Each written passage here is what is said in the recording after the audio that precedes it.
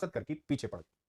मेरा आप सबसे प्रश्न है, विरासत कर असमानता को कम करने में मदद करेगा, या इसके साथ दूसरी बात है, और आपको चुनना एक है, या प्रोसेस ऑफ डिप्रिविएशन, वंचितता के चक्र को अगर तोड़ दिया जाए तब असमानता कम करने में ज्यादा मदद मिलेगी। आपसे मेरा प्रश्न है, इस पर जरूर कमेंट कीजिए, लोगों को पता लगे कि आप लोग अच्छी चर्चा का हिस्सा है, वन लाइनर चर्चा का हिस्सा नहीं।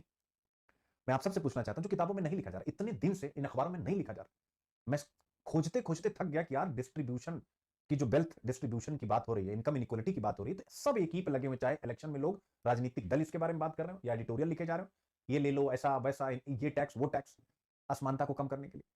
आप मुझे बताएं, क्या ये सारे टैक्स अगर लगा भी दिए जाए तो असमानता कम होगी? असमानता कम होगी तब जब हम प्रोसेस ऑफ डिप्रिविएशन, वंचितता के चक्र को तोड़ेंगे। वंचितता का चक्र का अर्थ होता है कि एक परिवार अगर गरीब है तो वह अपनी अगली पीढ़ी को ध्यान से समझेगा, वह अपनी अगली जनरेशन यानी उसका जो बच्चा पैदा होगा उसको बेहतर न्यूट्रिशन, पैदा होने के बाद बच्चा मुंह खोलता है तो उसे मां का हेल्दी दूध चाहिए, लेकिन भारत में 53% महिलाएं एनीमिक है, एनीमिया की शिकार है, वो वंचित वर्ग से ज्यादा। मां की छाती में दूध नहीं, अगर दूध है भी तो उस मां को काम पर जाना है, चाहे मनरेगा श्रमिक के रूप में या किसी के खेत पर अन्य प्रकार से काम करने या कंस्ट्रक्शन सेक्टर में काम करने, तो उसके पास समय ही नहीं है अपने बच्चे को दूध पिलाने का, और अगर कुछ समय तक वो मां एक लगातार प्रैक्टिस के साथ नहीं पिला पाती, दूध सूख जाता। तो आप जरा विचार कीजिए कि 53% महिलाएं, ये यूएन का डेटा है, और इससे ज्यादा ही आप मान के चलिए 60% महिलाएं अगर एनीमिक है तो न्यूट्रिशन, बच्चा मुंह खोलता है क्या चाहिए, वह उसे नहीं मिल पा रहा। उसके साथ साथ न्यूट्रिशन के और भी सोर्सेज होते हैं। जब हमारे यहाँ कार्यस्थलों पर क्रैच की सुविधा नहीं है, ऑर्गेनाइज सेक्टर में भी समस्या है, अनऑर्गेनाइज 90% की तो बात छोड़ दीजिए। रोना आ जाएगा आप अगर गहराई से विचार करेंगे। असमानता, विरासत कर, पता नहीं क्या हमारे देश के सामने मुद्दा देख, सबसे गहरा मुद्दा है प्रोसेस ऑफ डिप्रिविएशन। आपने दूर करना है सबसे पहले पोषण।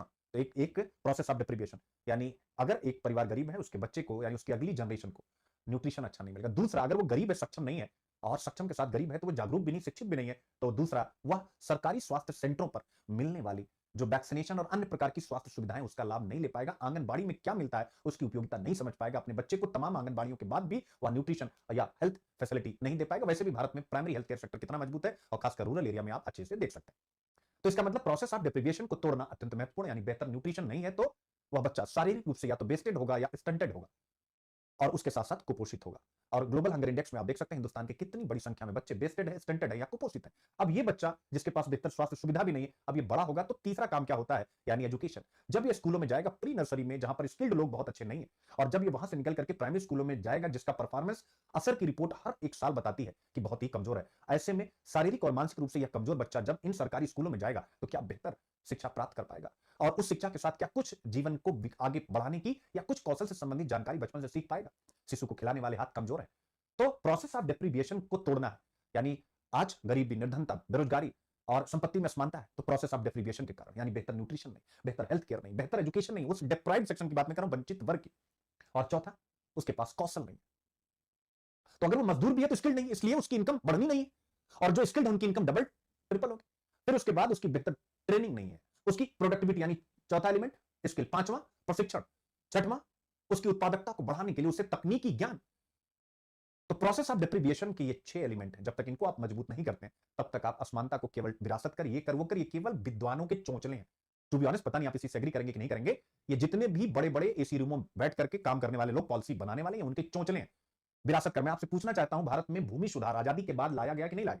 भूमि सुधार कानून लाया गया कि नहीं लाया गया? उसके कारण से कितनी असमानता कम हुई? जरा जितने भी वंचित वर्ग हैं आप अपने आसपास निकालिए कि उनके पास कितनी जमीन है, सोच करके आप देखिए भूमिहीन मजदूरों की संख्या कितनी बड़ी।